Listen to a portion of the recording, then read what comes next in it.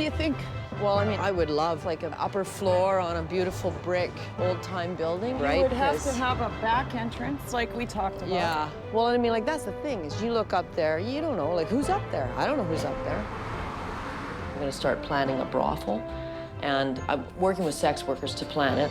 Why don't they deserve a decent workplace? Hi. Hi. How are you today? I'm very, very, very, very, very open-minded. Hi. The mirror on the ceiling is normally supposed to be above the bed. Absolutely first day. Just had first customer, actually. I would easily go through 3 or 4 of those in one session. Sex work is not illegal, but everything around it is.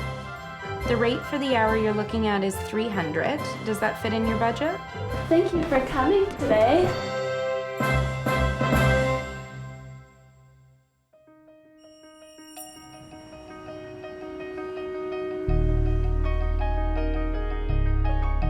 I grew up in a pretty middle-class home. How it was for me, I believe that that was how it was for everybody. Journalism showed me that that wasn't true. So I actually went into column writing with the hope of making a difference. Jodie Patterson has been an award-winning journalist for 22 years. Now with Victoria's daily newspaper. As an activist, she wanted to reach out, but the impact of her columns alone wasn't enough. Hey, Jack. I just got to the point where I wanted to make a real difference. But a journalist who wants to make changes in the sex industry? The brothel buzz catches on quick. Jodie Patterson is a journalist, having spent 15 years with the Victoria Times Colonist. Her newest challenge, providing sex trade workers with a safe place to work. She wants to give sex trade workers a safe place to do business by setting up a non-profit brothel. With partial proceeds going to programs aimed at getting women off the street. So when Jodie came out and said it, I thought, well, you know, there you go. Somebody who's respected, somebody who has a good high profile, they know she's a good person, and she's saying these things, well, that's going to make people think twice. From my understanding with Jodie's plan is it's more of a workers' co-op. People are in there because they choose to be in there. The workers determine the work environment. They have input on what's running. I don't know how a brothel looks or should look or should run or any of that, but what I do know is that we need a solution for the sex workers who want to work in the trade so that they have a safe, regulated, proper, real workplace. Jodie gives herself 6 months to figure out how to make it all happen. So at square one, she moves into an office. Hi, Jodie. Jodie also knows she needs to work with someone on the inside track. So she hooks up with Lauren Casey. Lauren is like very clear and was from the get-go that sex workers are not victims. I think we really bonded on that issue. No, I think the first thing to get down is the workplace, the business end of it. In the end, this is just another business. Yeah. It's, you know, a racy one. Having worked at several, not just in BC, but across Canada, I've seen how things work and how things operate and what we don't want to do, right? I love Lauren. She's dynamic, she's full of energy. As someone who's a former sex worker, she's surprising. I loved my life. I remembered one time being in this Learjet with this guy eating, champagne and shrimp cocktail and all this, and I thought, God, I've arrived. Hearing that she worked her way through a master's of criminology in the sex trade, and she's a powerful, powerful person with a lot of charisma. In Canada, prostitution is legal. What's not legal? Talking about it. So I'll give you an example. I have an accountant who I want to do my books, and he can physically do my books, but we can't negotiate a price. It's very contradictory, but that's the way it is in Canada. But we also have what's called a tolerant view. Lauren may have a master's degree in criminology now, but she's also a recovering addict. What was champagne and cocaine in the high days, in the end, was horrendous. As a result, I went through 5 residential treatment centers. I've been in and out of detox. Like Jody, Lauren wants profits from the brothel to help those in the sex industry who are facing addiction. There's an assumption that every sex worker is addicted, and that's not true. However, there's a small percentage who are the most desperate that we want to help. But a brothel that gives back has one pretty important obstacle to overcome. Having sex in a business place, if you will, is illegal. I don't want to get arrested. It's a risk, obviously, but I would like to view it as a manageable risk. Often under the guise of escort agencies or massage parlors, you don't have to go very far to purchase sex in Victoria. Whether a prostitute comes to your private residence or a hotel for an out-call, or a client goes to a location or a brothel for an in-call, either way, it's a matter of picking up a newspaper or a quick online search to see who and what is available. Right now, we have approximately 3 licensed escort agencies within the city boundaries. We treat this like any other business. They come in, they give us their documentation, and if it meets all the guidelines, then I approve it. In my tenure, none have been turned down. None. Okay. Truthfully, we all know that it is probably the nice way of saying, that it's where prostitution takes place in the city. We have many issues to deal with in the city of Victoria. This isn't one of them.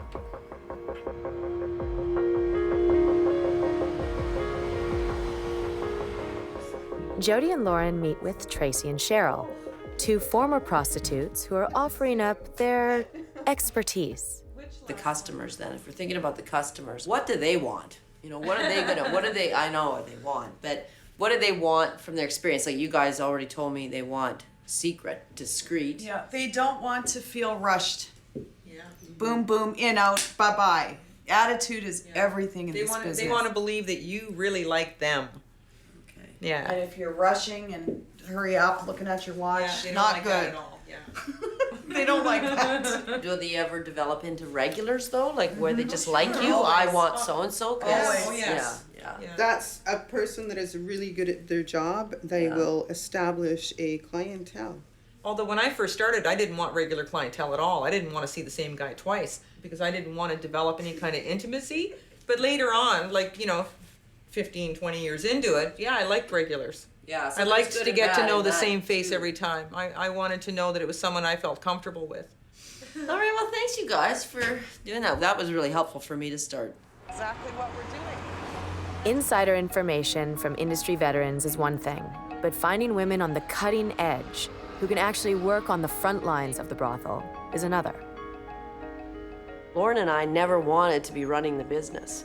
We always just wanted to be the advisors, the supporters, the idea people.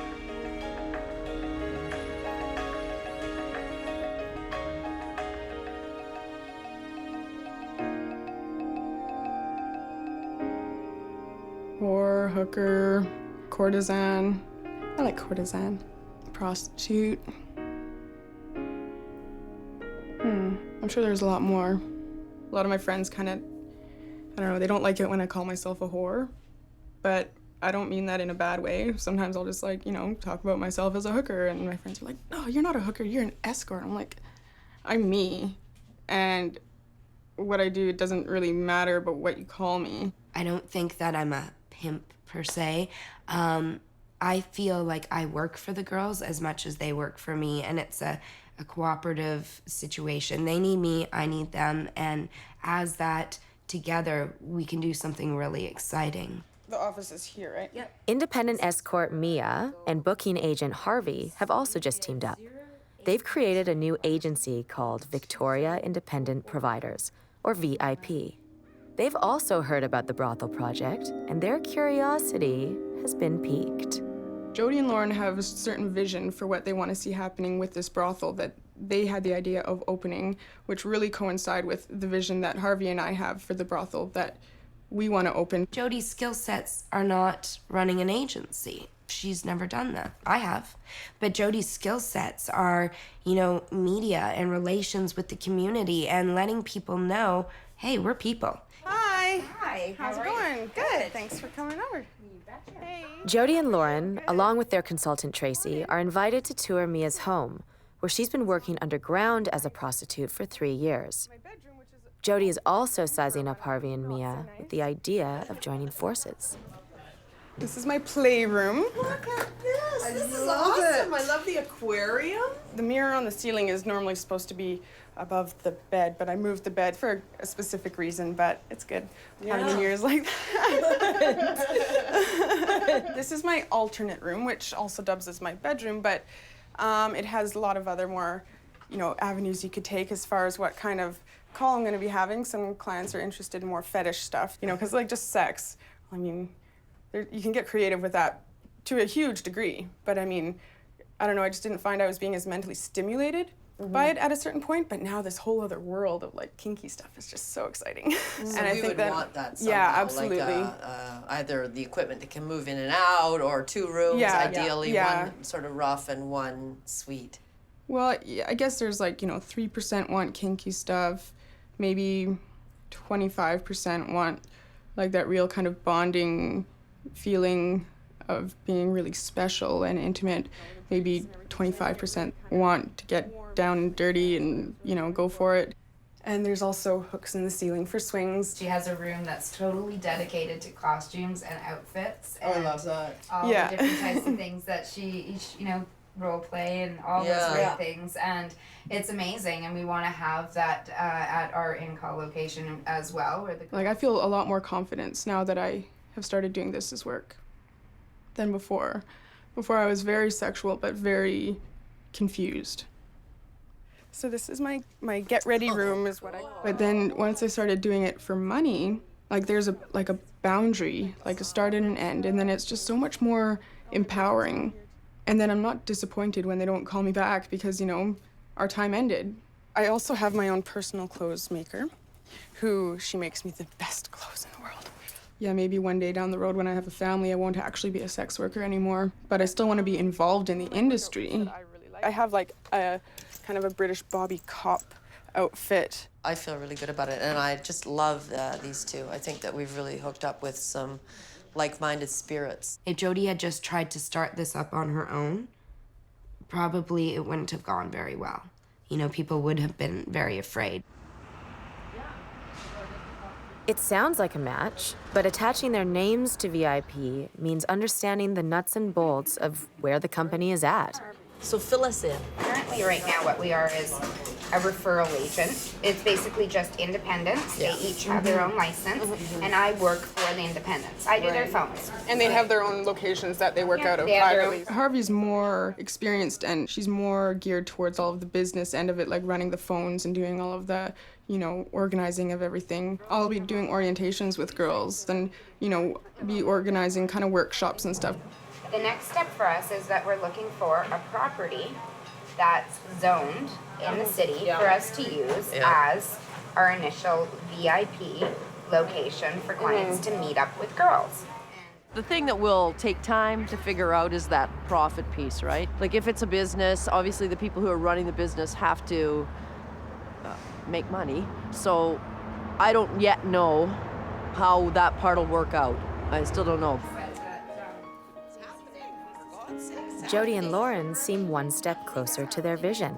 But like any business, adding more players often begs for complication.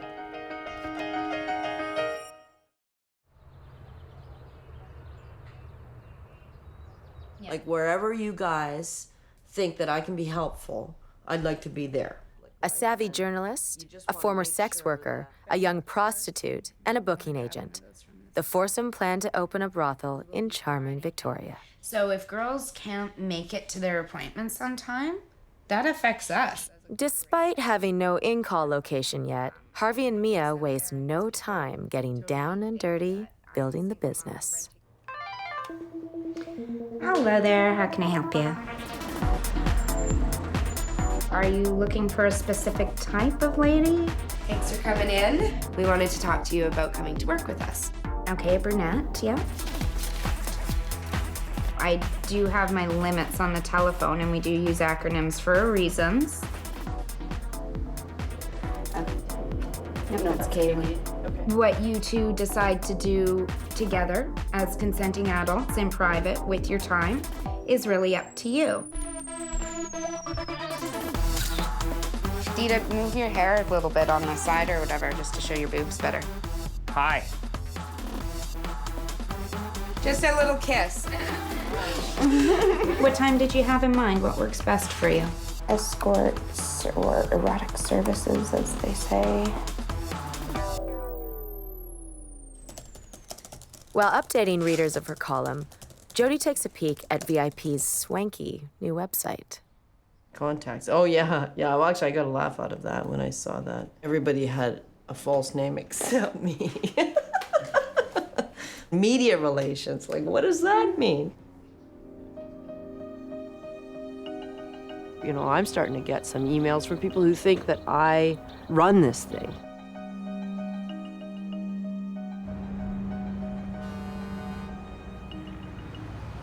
I guess I should have known that sex workers, they don't operate in the same kind of way as regular folks. So I guess I was thinking that we'd still be kind of meeting and planning and talking. And meanwhile, Mia and Harvey went like that, which is good on the one hand, but on the other, I'm just sort of out of the loop. I feel out of the loop. I would like to get in the loop.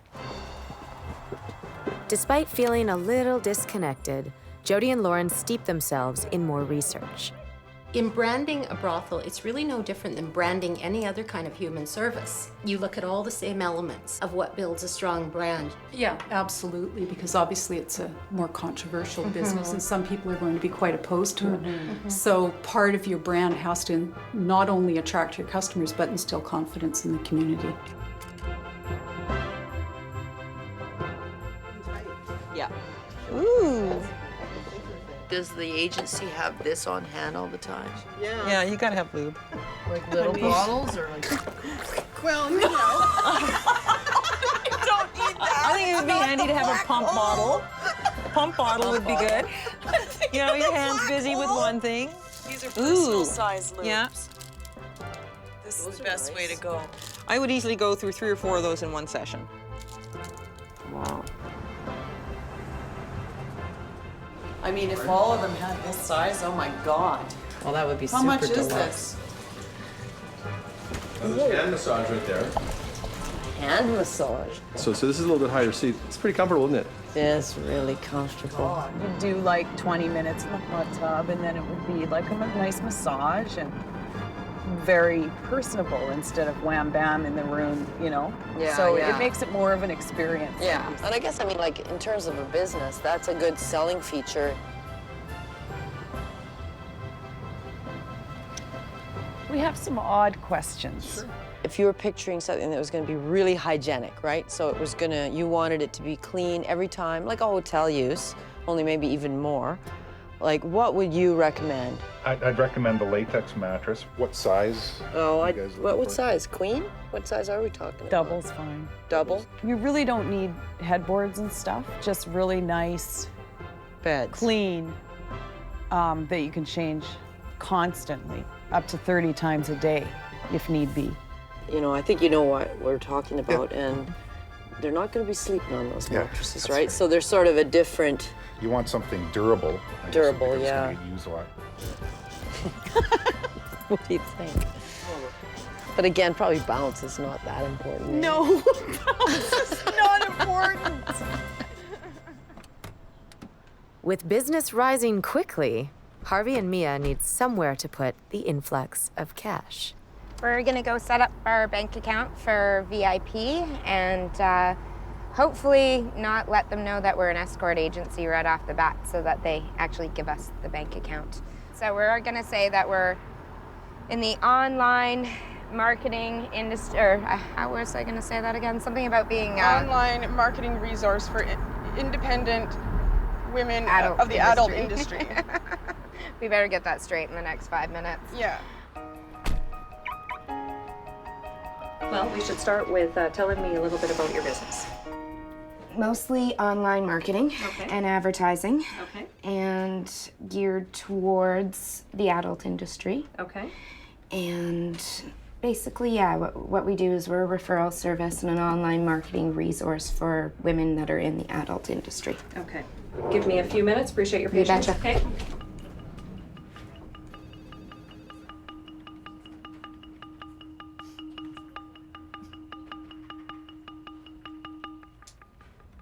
Unfortunately, we're bound by our policies and procedures, and at this point in time, we've been given the communication that I cannot proceed and open the account today.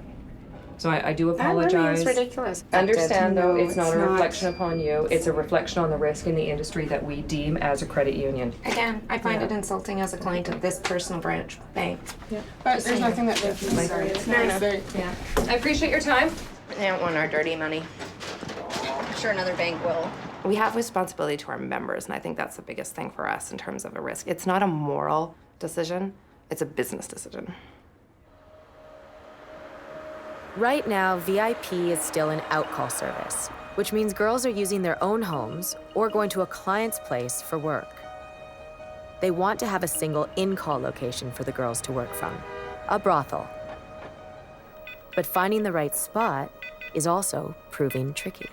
I'm calling actually regarding commercial space. The reason why I'm calling actually is a colleague of mine and myself, Jody Patterson. I don't know if you... Yeah. Well, thank you very much. Okay, bye-bye. We're getting support in the project, but not necessarily in the space. So it's a catch-22. After searching for months and getting rejected, Harvey finally gets a lead on a landlord who is supportive of VIP. He's been aware of the articles that Jody had been writing, and he looked at our website and read our About page and whatnot, and basically was excited to work with us. I'm gonna go take a look at that place today. It's just better to have your landlords and owners on board with what you're doing. We're going up the stairs. Yeah. So this area would be our kitchen. This is the only bathroom right now, which doesn't give a lot of space for a shower, but the kitchen could be turned into a shower room. This would be some sort of like an office area for our den mom or whatnot. And then this is the open space that would have to be suited into bedrooms. The cost for renovating this probably be in like the $50,000 to $60,000 mark. The next day, the four women meet to talk money. Hey, how are you? So what, like, I would like to talk about that, just to get an understanding of where you're at financially. Like, is it work? Is it working? We're in this catch-22 where we need an in-call location. And we need To renovate it. We have a bunch of girls that want to come and work with us that don't have their own places. And we're missing out on a lot of business in the downtown core for, like, you know, guys who want to be there in 15, 20 minutes. Yeah. We're not set up for that. So if we had an in-call location where we could, you know, have 3 rooms and have 4 or 5 girls sitting in-house for shifts, then we'd always have girls available. We would have the ability to book calls at those rooms, and we'd be able to hit... Yeah, we'd be able to hit our targets. Have you thought about actually going to the bank? Like the one? Which one? The one, well, you know, the one like, that they wouldn't even open no, an account well, not up that. for us. Like, I think we have to look at it all, right? Private investors, shareholders, banks or credit unions. If you guys can bring investors to the table, we, like I said, you know, we've got a bit of a sales pitch. I wrote about this in my column tomorrow. I didn't name it or anything like that, you know, because I got to be careful not to. Well, you know, I can't use my column to sell something, right? But I did mention about looking for investors and all of that. That would answer a lot of our problems right off the bat. Well, I really think we can't fail, because if we fail, it looks as though what we were trying to do is a failure.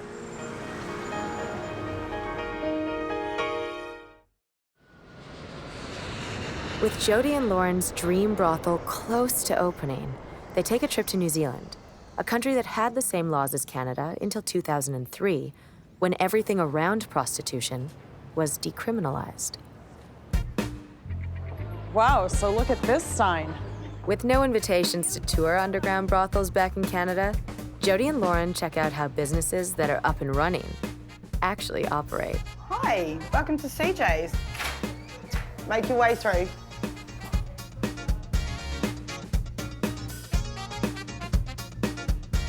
Your lounge, it's great. So people can come, sit, relax. Yes. Gentlemen come in here, have a drink. The ladies come up, say hi, and then they choose who they'd like to go out with. So this is sort of how I've always pictured brothels to be, with the sort of the lounge and the hanging out space. So when you talk about all-inclusive, like, so do you just take the money at the door?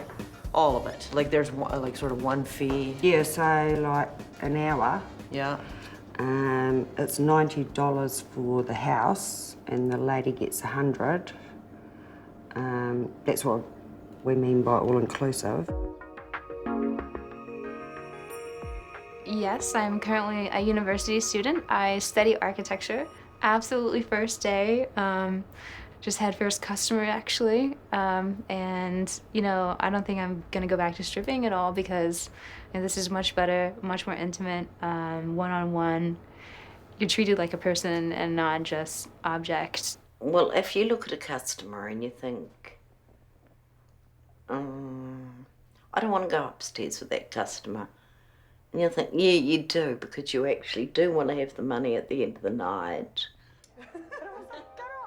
I still don't like it, the cattle call thing. And I don't know if that's just me as a woman picturing, you know, how humiliating it would be having to kind of compete with other women to get a guy to get my money. But that would sure be something that I would love to see done differently. The next day, Jody and Lauren see a whole new level of what's offered to customers. We've got 4 standard rooms downstairs. Okay. And we have 6 fantasy rooms up here. Oh, fantastic. Right. Emergency room. This is our... Oh, wow. Oh, wow. Wow, I wouldn't even know this was like a fantasy. Doctors, nurses. We would do doctors, nurses. Yeah. The girl went, does she wait here or is she called in or? They'll come in on that shift from 7 till 6 in the morning and they'll be in the lounge waiting. The gentleman will come in, they'll greet, chat, sell themselves, tease, tantalise, whatever it takes to get them through, and then they take their booking from there. And then they'll come back into the lounge and do it all again. Do they get paid while they're waiting in the room? No. No. This is our executive office. Wow. Or classroom. Nice. Or submissive. Tell us about security, like how do you manage that here? Well, in all the rooms there's a security panic button. How is the level of problems? Do you have many problems? Oh, minimal. The safety side of it is the most important thing of why I came indoors. It did get a little bit dangerous, and there was a few nights where I had to sort of like run into a bar off the street. I won't work from home because, I mean, my space is my space. I'm not going to bring work home. You're expected, like they say, oh, sex workers always fake it. I know how I do it, and I know that each girl has a different way, the way that she does it, and I sort of try and connect with the guy emotionally and satisfy that need. But not all sex workers have found that brothels are their cup of tea. So this is my little dungeon. Wow, wow. It's fairly well equipped. Possibly the very well equipped. Even though it's not dungeony, it's not below the ground, it doesn't have enormous brick walls. It would be the most well equipped dungeon in the country. I've been a madam in the industry for 10 years before this, managing brothels. And now I'm very proud to say I am a sex worker. I like to be independent. I would never work in a brothel. I'm a management person. I can't work for someone else. And that's, if you're good at it, you will build up a clientele extremely quickly. But you have to be good at it because, you know, clients know instantly whether or not you are good. Same with an escort. If she's good at what she does, if she's enjoying it or can certainly make out like she's enjoying it, then clients will want to see her again. Yeah. Decriminalization also means some street workers choose to remain in the great outdoors. How come you work on the street? Like, why do you... Just for a bit of little play money, you know, for extra luxuries. So it's easy, like my average job's 15 minutes. Yeah. You know, usually not so many sex jobs, you know, don't want to do that, you know, just oral, you know, blowjobs. Yeah. 15 minutes, $60. Pretty good, you know. Yeah. Why street compared to indoor, I guess is what I meant. Oh, well, it's just less hassle, you know, Yeah. and I've got a partner, so I don't want to take clients home or anything Yeah, like that. yeah. And there hasn't been a big explosion of people on the street trying Yeah. to work or anything like that. In fact, there's sort of less. I don't know why. Maybe they'd more have gone indoors. I think decriminalisation has been really good. I was a big supporter. It means that sex workers now are much safer working environment. They're able to get support for their drug and alcohol addiction problems. They're able to get help for sexually transmitted diseases. So I think it's only been good for not just Wellington, but the whole of our country. It seems to be working. I mean, not everything's going to become perfect. I'm sure there's a lot of exploitation still. Everybody wants it to be the solution, and everybody lives happily ever after. I mean, that isn't how it's going to be under decriminalization. It did make it better, and it didn't make it worse. So to me, that sounds like a pretty good deal, right?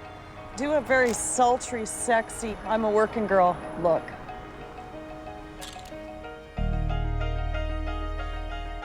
Back in Victoria, the realities of Canadian law are still in play. And with the brothel aspect of VIP getting closer, it's at the forefront of everyone's mind. Because obviously the industry is thriving right across the country, many ways have been found to thrive regardless of the laws, right? So we want to do what the other guys have done and be sure we're not running afoul of the law unnecessarily, even though we are, if you know what I mean. You're not really seeking advice on the laws around the out-calls so much, I take it. Is it more the physical location, the in-call location? There are discussions going on about an in-call location. Yeah, and I think you have to be prepared to assume that whatever you're doing is going to be contrary to the law. I mean, you're probably aware of this as you've gone through this process, but everything around prostitution, and by prostitution I mean specifically the selling of sex for money, everything around it is illegal. If somebody is an advisor, only an advisor to an agency, who would that be? They're not getting any money. They're not in the business. They're not part of the business plan. They're not. Would they be liable? Yeah, potentially. I mean, then you run into all kinds. You run into a whole different area. You run into aiding and abetting. You run into counseling to commit offenses. You know, if you. We're already guilty. What I hear here is proceed with great caution, understand that intent counts a lot, Absolutely. but that nothing is. The road to hell is paved with good intentions, right? I mean, despite how great your setup is for the people who are involved, how excited they may be about what you're doing as a collective, you're still running afoul of the criminal law as it currently stands in Canada.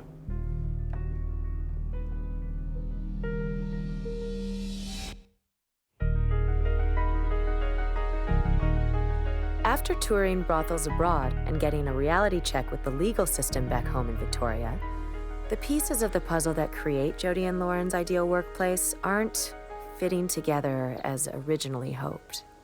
New Zealand did confirm in me that there was lots of complexities in the business, right? Like all of that stuff. There was a lot of the things that they were doing that I don't really like. Maybe my view was too idealistic.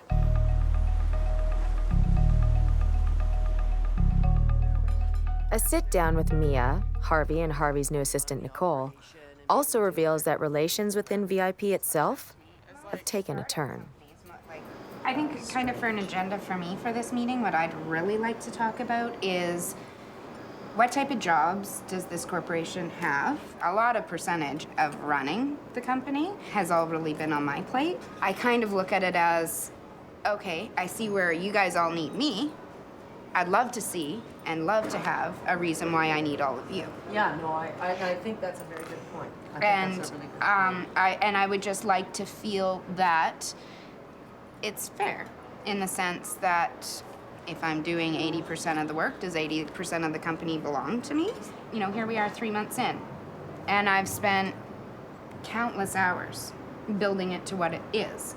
And what I would like to know is, are you still very much committed? Are you still very much committed? And are you still very much committed? We can dissolve VIP and we can all go our separate ways, and there's no hard feelings. I just hoped that when this got started, that all of the workload, I wouldn't feel like all of the workload was me. While I totally want to support this, I totally want to be helping out in whatever, try to make it work the way that we envisioned it. And that's where I think that some of the, we need to roll back, to remember what it was that Lauren and I originally were hoping for too.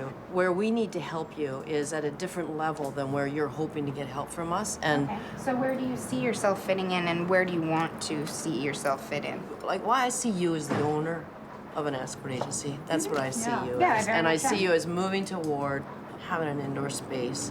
And I am very supportive of trying to help you make that happen in ways perhaps, like we meet with potential investors and stuff like that, right? Like, I'm interested as a person in helping someone who I think wants to create a better workplace, right? Where I would love to see your involvement in this is helping us achieve what we want. Yeah.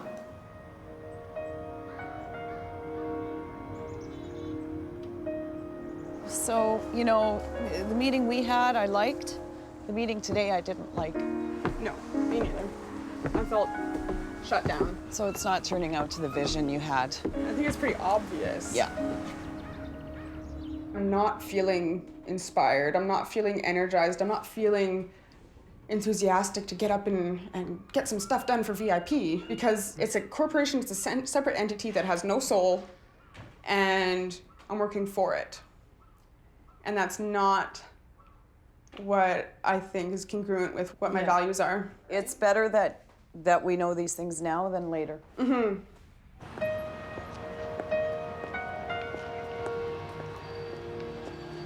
I know Harvey, she's doing a lot, and I know she's a workaholic. I would just wish that she would have delegated a couple more things before getting to the point where she was at her wit's end and freaking out and then thinking about whether I'm valuable to the company or not. And Harvey isn't Mia's only bone of contention. It is kind of frustrating, and it's easy to get fed up with flakiness in this town of the girls. The drama, the cattiness, the jealousy, I forgot, actually, I just remembered right now, the reason why I left working at an agency was because I hated working with all those girls. Uh-oh. Interesting. Maybe I like working alone better. Yeah?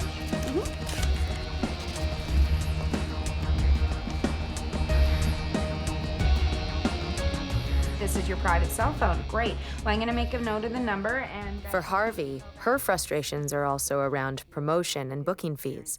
Right now, VIP is charging Mia less than the other escorts. I book more calls for Mia than any of the other girls. Maybe that's because she's more available.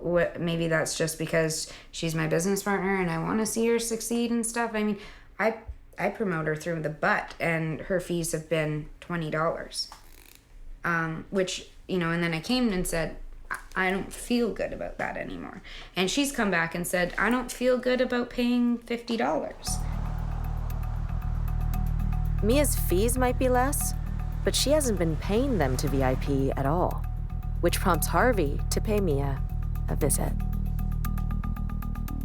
It's really conflicting for me, because I kind of have both positions, being an independent escort and, being disinvolved with this agency. Do you want to see this agency succeed and be profitable? Of course I do.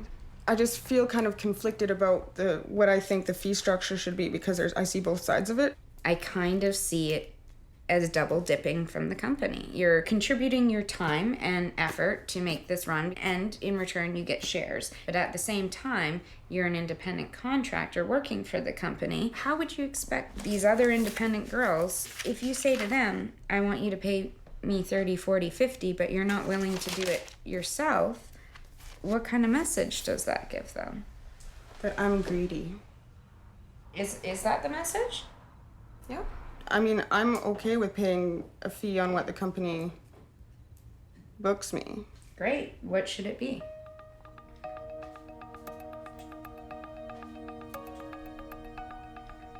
I don't want to have to fight with you over you paying $50 on a call that VIP booked you.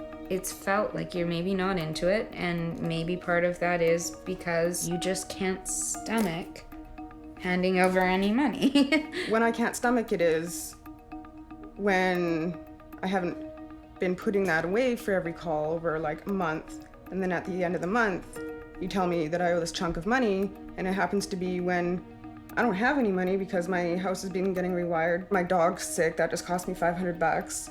I'm late on 2 car payments. Like, I just don't have it right now. I'm not I'm not knocking on your door. I'm sorry. No, I know, but I'm just saying that, like, I don't have a problem with paying fees. It's just like a bad time for it to have it all at once.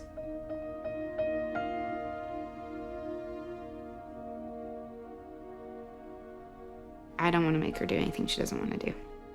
And that's the bottom line.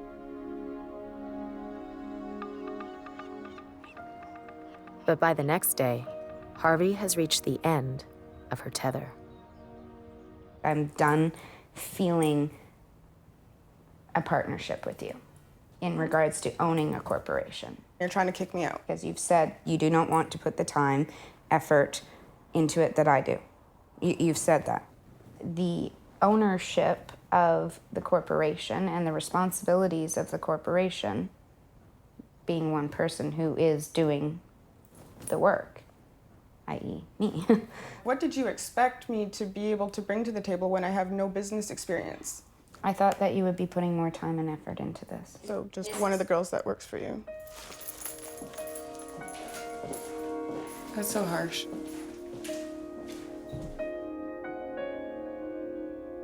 I want to work with other independents. I don't want to work for anybody. I don't want any of us to be working for somebody.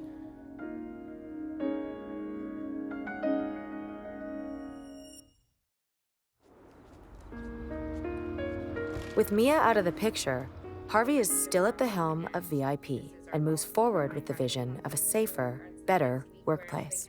Maybe if we could talk about what some of the warning signs of certain STDs are. Tonight, she's invited 2 nurses to talk to some of her employees. And we've got group medical and dental coverage for the girls now. All of their prescriptions are 100% coverage. Their dental's 80% coverage. They can just go into the pharmacy and show the card and get their prescriptions for free. The health and medical, having that is really, really important as a statement.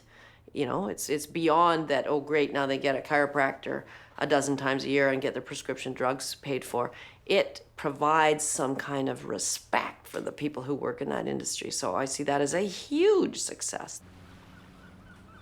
But attempts to bring the company into the mainstream have also stirred up disapproving voices. It takes a shift in thinking away from prostitution as the world's oldest profession to something that we should not be tolerating. You know, slavery also existed alongside prostitution for thousands of years, and it's only been in the last 100 years that we've been able to begin to address that problem. In my experience in 10 years in working with prostituted women, I've never had one say that she made this choice. The happy hooker is a myth of men's imagination. And you can find a couple of women in the world in every generation that will serve men's imagination. Jody is proposing to set up what she calls a co-op brothel. So far, I see no co-op. I see no profit. And so far, it looks like the same old to me. But back in Victoria, blissfully unaware of anyone against VIP, the company gets more good news. They've found an in-call location that seems to fit the bill. Up until now, the girls have still been working from their homes. All of a sudden there comes not just a breakthrough of a landlord who says, hey, maybe I'm interested in you, but a nice space, right? Like that's in a good location. Like it all seems at a price we can afford. Suddenly it seems kind of, you know, it's pretty great that all of those things have happened. It's pretty much ready to be used for a small business, like for our immediate needs, and then has the space to grow into the larger space that we're gonna need, you know, in a year or whatnot. Yeah. Yeah. Finally finding a space for the brothel, Harvey goes to see the company lawyer, lease in hand. Here's our agreement. You gonna put up signage? No. Okay, good, didn't think so. What you're doing is contrary to the criminal code. So that's gonna be your biggest problem. That means that right from the very beginning, you're in violation of your lease. And what's that mean? If your landlord finds out about that, finds out that you're not in compliance with the law, he can give you notice that you have to comply with the law, which effectively means you have to shut down. And does that mean I'm still responsible for the 5-year term? Yeah, because it's your violation of the lease. Okay. See, thank you very much. Guys. Yeah, no problem. So call me when you need the next bit. You betcha I will. Thanks, Stanley. All day long. Money, money, money, money. Money to make it happen, money to get it started. You know, obviously there's money in it at the end of the day, as far as projections and, you know, knowing the business. And if there wasn't money in it, there wouldn't be people doing it for as long as they have. But what I'm not okay with is, you know, losing my house over it and being homeless. A new development for Mia also means a need for solid income and stability. And are you shopping for yourself? Or? Yes. Uh-huh. And you're expecting when? In about May. Okay. Yeah, so that's good. Okay, I'll get that. I've cut back a lot. Been seeing some regulars. I have to pay my bills too. And I don't want to be like on welfare or something. You know, it's all just a surprise. So I'm having to kind of think like right now, like, okay, everything's different and I wasn't expecting this. What are my options?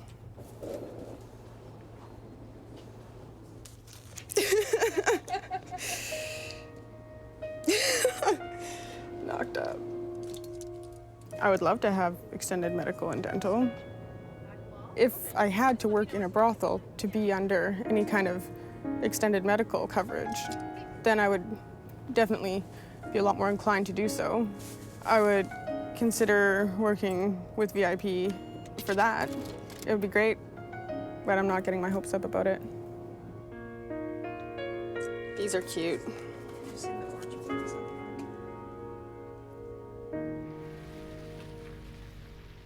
Back at the office, things go from bad to worse for Harvey when she gets an unwelcome email. It says, urgent petition to Victoria Police Department. We, the undersigned, are concerned about the plans to open a brothel in Victoria. We are asking the VDP to close the escort agency Victoria Independent Providers, VIP, who is openly selling sex and has made it known publicly that they are seeking to purchase a property to run a brothel. We recognize prostitution as a systematic violence against... You know, just recently I've learned that there are people out there who think all prostitution should go away. Is specifically targeted against us, VIP. I was shocked by the sense that people think they know better. If we get complaints or someone is using the business there to further or living off the avails of some sort of prostitution, then we may be taking action. And it's up to Jody to face her opposition.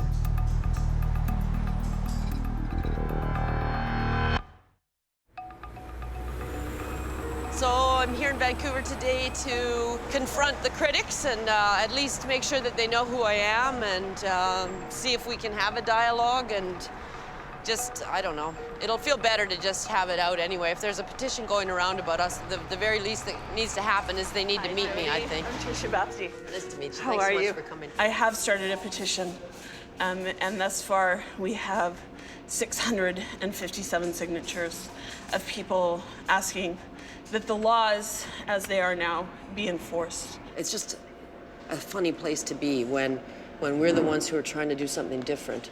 And there's, as you know, there's a ton of brothels operating in BC, right? It isn't like that we're trying to do open the first one or anything like that.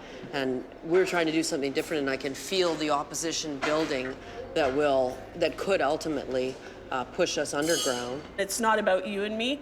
It's not about the women trapped in prostitution in this moment. It's about creating a society that is better.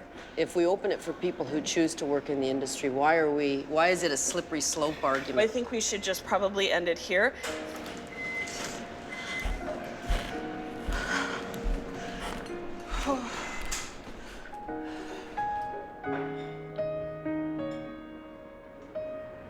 It's a really different point to be at when you're just so close and things have gone so well. And then it's sliding away. You know, who expected a petition to suddenly emerge that might cause the police to act on us? To open a place and have it closed immediately because the police raid it? You know, that would not be the way that I would like this to go.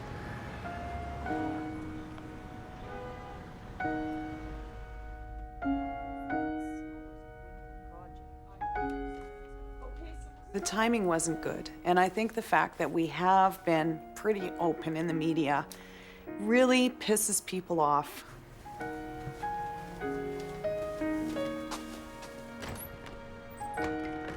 We will pull back, we'll play the game, and we'll get working on decriminalization.